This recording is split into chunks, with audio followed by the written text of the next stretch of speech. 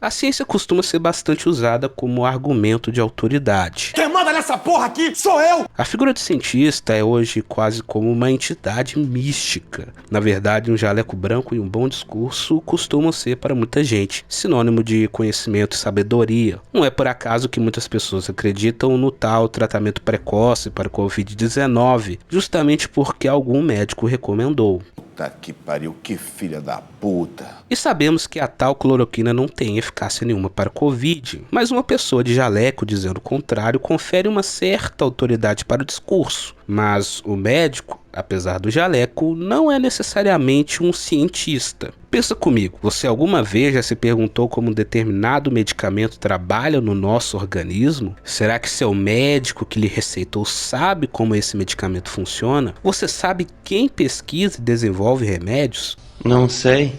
Vamos extrapolar. Nós vivemos no futuro. Podemos viajar para outro estado, país ou continente em poucas horas. Estabelecemos comunicações à distância em um piscar de olhos, recebemos compra em casa e até começamos a realizar o tal turismo espacial. Temos a habilidade de fazer todas essas maravilhas, mas por acaso você sabe como o seu smartphone funciona? Bom, eu não sei. É de fato um conhecimento bem específico e não saber isso não faz de mim ou de nós menos inteligentes. Entretanto, por não sabermos de algo e, mais do que isso, não precisarmos saber, delegamos a função de pensar sobre o funcionamento dos smartphones, dentre outras coisas, para os especialistas. Dormimos tranquilos na nossa ignorância e bradamos viva a ciência. É uma manifestação justa, porém às vezes nós simplesmente aceitamos certas verdades pela simples autoridade que a figura mítica do cientista confere a qualquer discurso. Tenho certeza que você sabe exatamente de que tipo de figura estou falando. Basta se lembrar de alguns filmes ou desenhos como o Laboratório de Dexter, Pink e o Cérebro, De Volta para o Futuro, Frankenstein. Todos eles trazem a figura de um cientista, caracterizado muitas vezes como louco,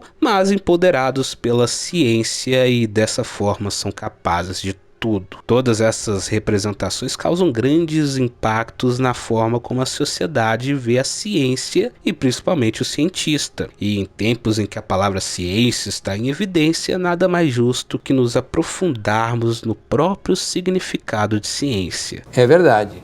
Mas antes, já se inscreve no canal para não perder vídeos como esse. Afinal de contas, aprender é sempre bom e somos todos devotos do ET Bilu. Busque conhecimento. Segundo a definição do Dicionário de Línguas de Oxford, ciência é o corpo de conhecimentos sistematizados adquiridos via observação, identificação, pesquisa e explicação de determinadas categorias de fenômenos e fatos e formulados metódica e racionalmente. Espera, eu não entendi esse final.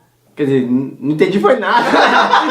Ciência pode ser definida como um processo de investigação. Um processo de investigação que vai levar em conta experimentos e observação da natureza e a partir desses experimentos e observação vai tirar conclusões que são provisórias. Porque a ciência não lida com verdades absolutas. E a ciência tem uma característica muito interessante. Ela tem que estar disposta a mudar de ideia se as evidências mudarem. Então, essa é a característica fundamental da ciência. Ela é baseada em observação, em experimentação, e ela pode mudar de ideia se as evidências mudarem. Salva de palma aqui pro profissional.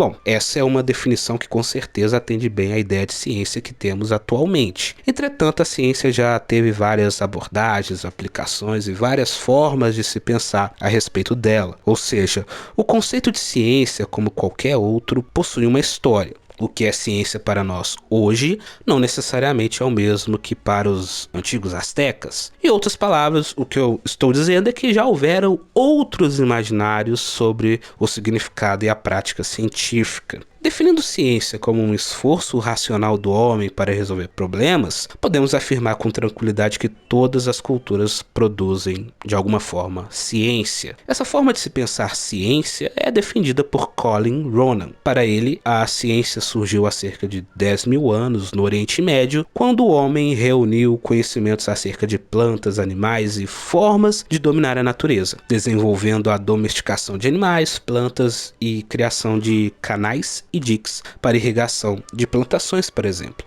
a observação dos elementos naturais sempre esteve presente na história da humanidade. O tratamento dos dados adquiridos com tal observância de forma lógica, mesmo que não de forma sistematizada, também. A questão é que nessa ciência, entre aspas, primitiva, havia muito do sobrenatural. Olhar para o mundo e estabelecer elementos sobrenaturais para explicá-lo era suficiente para se entender a realidade. Ou seja, sabia-se que a água da chuva ajudava no desenvolvimento das plantações, sei lá, de trigo, por exemplo. Porém, a origem da chuva podia ser atribuída a algum deus. Algo que precisa ficar claro quando falamos de ciência é que, se funciona, não tem por que ser substituído. Por exemplo, o sistema geocêntrico chamado de ptolomaico propunha que o Sol e os planetas orbitavam ao redor da Terra, que seria o centro de tudo. Durante muito tempo, essas explicações foram suficientes para resolver vários problemas levantados por estudiosos. Entretanto, a cada contradição alguém modificava um pouco o sistema ptolomaico para adaptá-lo e deixá-lo adequado para responder às dúvidas levantadas. Só que em determinado momento, o sistema ptolomaico carregava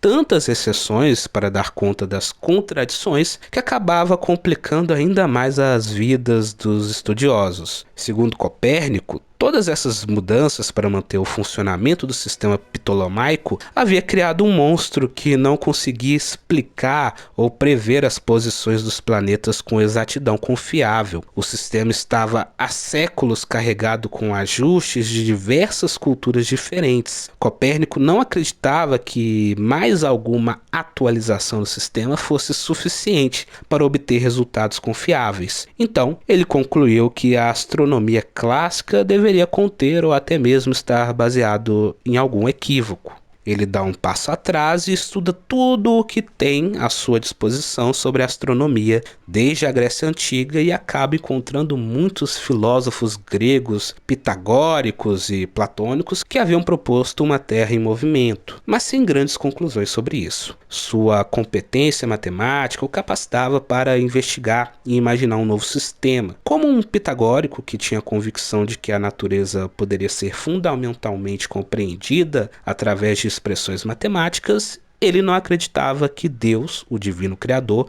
poderia ter sido descuidado com o céu.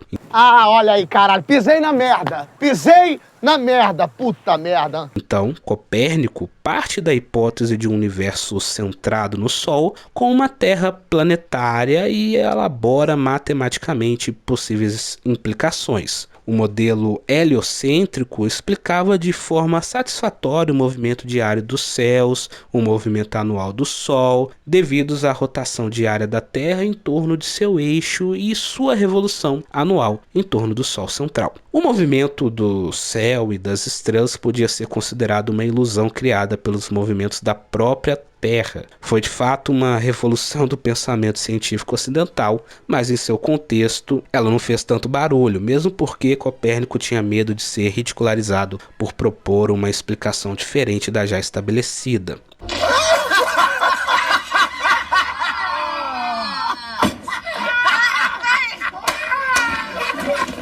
É importante observar que Copérnico em nenhum momento descobriu algo novo, mas sim rearranjou conhecimentos já estabelecidos. A natureza não mudou o seu comportamento e a explicação ptolomaica não dava conta de vários problemas humanos. Então, dessa forma, Copérnico postula e matematicamente descreve uma nova fórmula, inspirado nos clássicos gregos e na perfeição da criação divina. Tendo entendido esse tempo histórico do conceito de ciência, gostaria de voltar ao argumento de que um modelo científico é aceito enquanto ele funciona. Outro exemplo dessa situação é Isaac Samuels. Em uma época em que não se sabia sobre micro-organismos, ele fez uma pesquisa sobre as causas da febre puerperal no Hospital Geral de Viana e propôs um modelo para a compreensão do processo pelo qual ela era transmitida. Os médicos e estudantes de medicina dissecavam cadáveres de mulheres doentes e logo em seguida iam cuidar de parturientes sadias. Grande parte dessas mulheres contraíam a doença e morriam. Samuels sugere que a doença era transmitida pela matéria morta que andava pelas mãos dos médicos. Ele elabora a explicação e a coloca à prova, fazendo com que os médicos e estudantes lavassem as mãos de forma rigorosa. Deu certo. funcionou.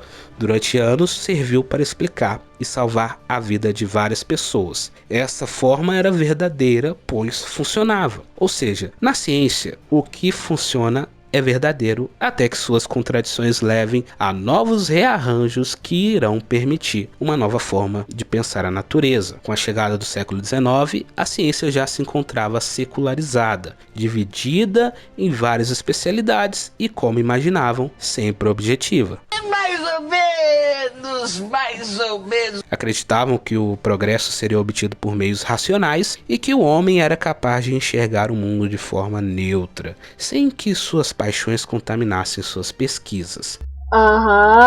Sei. A ciência foi colocada acima de todas as coisas, como caminho para a plenitude humana. As ciências humanas foram utilizadas para subjugar culturas consideradas inferiores, ajudou a assentar um imaginário racional, linear e de progresso para a humanidade. Mas aí veio o século XX e jogou toda essa esperança positivista do século anterior para fora com suas guerras. Afinal, a ciência, que seria responsável pela utopia humana, também criou os artefatos que destruíam de forma cada vez mais eficiente milhares de humanos. A crença na racionalidade da ciência foi colocada em xeque. A descoberta do inconsciente colocou a neutralidade dos cientistas à prova. As ciências humanas e a teoria da relatividade começaram a refletir sobre o tempo, quebrando a teoria de que ele era linear. Ou seja, o conceito de ciência se modifica mais uma vez no mundo ocidental. A ciência, enquanto investigadora das causas e efeitos, é duramente criticada. Os críticos do cientificismo e da modernidade defendem que o cientista não é alguém mudo diante dos fatos e que sozinho não são capazes de dizer nada. Hoje é questionado,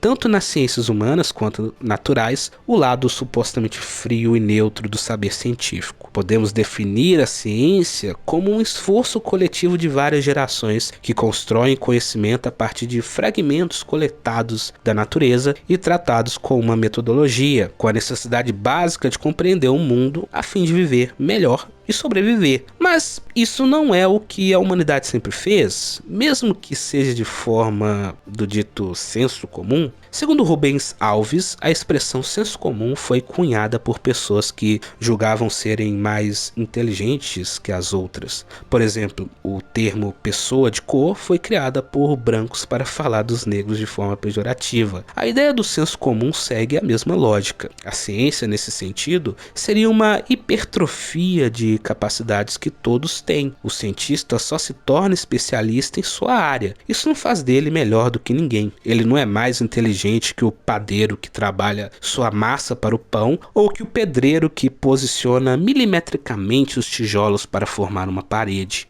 Da mesma forma que o padeiro e o pedreiro são especialistas em suas áreas, o cientista também é um especialista na sua. Isso não faz dele melhor, mas sim alguém que estudou um assunto específico e é capaz de falar sobre isso. Ou seja, não podemos exigir do barbeiro do Einstein que ele elabore a teoria da relatividade, pois ele é especialista no corte de cabelo e barba. Era Einstein que vivia num ambiente acadêmico, de pesquisa, constantemente em contato com outros pesquisadores contemporâneos ou não. E o cientista não é alguém dotado de razão, com todas as suas subjetividades ausentes, pois um mundo virgem contemplado pelos olhos neutros de Adão não existe. Mesmo que biologicamente os humanos sejam iguais em qualquer lugar do mundo, eles são diferentes em suas manifestações musicais, guerra, ternura, amor, alimentação, entre várias outras coisas, ou seja, é culturalmente diferente. O cientista imagina dentro de seu contexto cultural e das implicações de seu dia a dia. Ainda segundo Rubens Alves, a organização do nosso sistema planetário, como tendo o Sol no centro,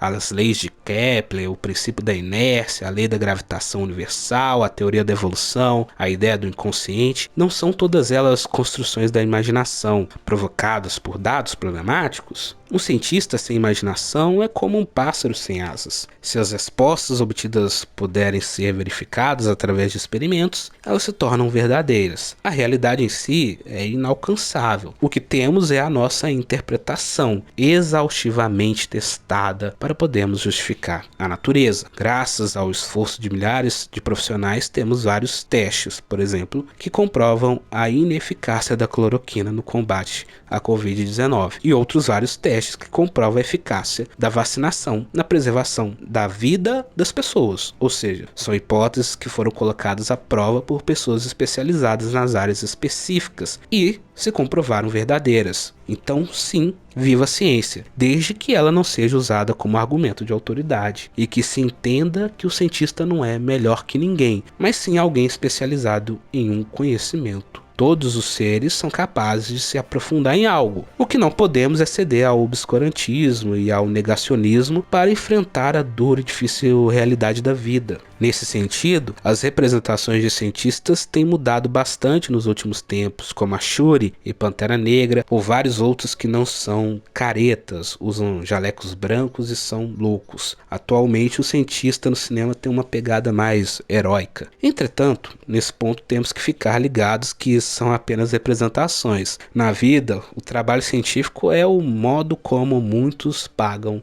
os boletos, ou seja, a conclusão é que o cientista é tão normal quanto qualquer pessoa. Pensando em nosso contexto, vale a pena perguntar em que ponto o desenvolvimento científico e tecnológico hoje segue os caminhos ditados por grandes corporações que detêm grandes capitais. Aqui quem fala é ela, a Pathfinder. Tá passada? Podemos voltar com um vídeo sobre isso, mas por enquanto ficamos por aqui. Se inscreve aqui no canal, deixa o seu like, comente e compartilhe esse vídeo, assim você vai estar ajudando no crescimento desse nosso projeto. Muito obrigado pela sua companhia e até a próxima.